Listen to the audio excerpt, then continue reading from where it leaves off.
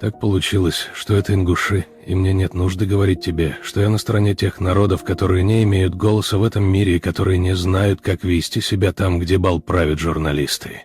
Право ингушей на выживание – это мое право. И твое право. И право всякого доброго и свободного человека не склоняться перед злобными силами дезинформации. Будь то коммуники, капиталистические свиньи, или тошнотворная пропаганда тех, кто присваивает себе монополию на здравый смысл. Так получилось, что это ингуши, потому что мне нравится их любовь к свободе, потому что у них никогда не было ни феодализма, ни аристократии, ни крепостных, ни рабов, ни деления общества на высших и низших. Потому что они любят лес и карабкаются по горам. Потому что они поступают со своей жизнью так, как все мы остальные хотели бы поступить, вместо того, чтобы заниматься всемирной безопасностью или выслушивать трюизмы на лекциях Петтифера. Так получилось, что это ингуши.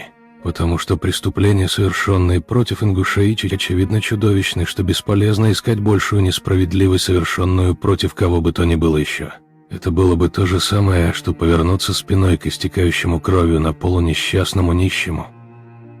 Так получилось, что это ингуши, потому что я их видел в их небольших селениях в долинах и в горах.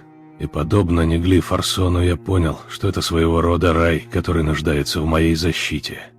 В жизни, как мы оба знаем, может повести или не повести. Все зависит от того, кого и когда ты встретишь, и от того, что ты можешь отдать другому. Но бывает момент, когда ты говоришь себе «к черту все». Вот отсюда я начинаю свой путь, вот, на этом самом месте. Ты помнишь снимки стариков в их огромных меховых шапках и в бурках? Так вот, на Северном Кавказе есть обычай. Когда в неравном бою воин окружен врагами, он бросает на землю свою бурку, встает на нее, и этим словно говорит, что не отступит ни на шаг с клочка земли, накрытого его буркой. А я бросил бы свою бурку где-то по дороге на Владикавказ ясным зимним днем, когда мне казалось, что передо мной все мироздание, которое ждет моего прихода, с каким бы риском он ни был связан и какой бы ценой мне не обошелся. Так получилось, что это ингуши, потому что они олицетворяют для меня все самое несчастное в нашем мире, пережившем холодную войну.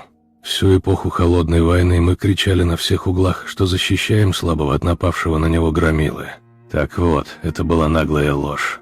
Снова и снова во время холодной войны и после нее Запад вступал в сделки с этим самым громилой ради того, что мы называли стабильностью, к ужасу и отчаянию тех, кого мы, по нашим словам, защищали. Перед этой проблемой мы сейчас и стоим. Ингуши отказываются прекратить свое существование ради какой-то рационализации. Они отказываются быть игнорируемыми, недооцененными или выброшенными за борт.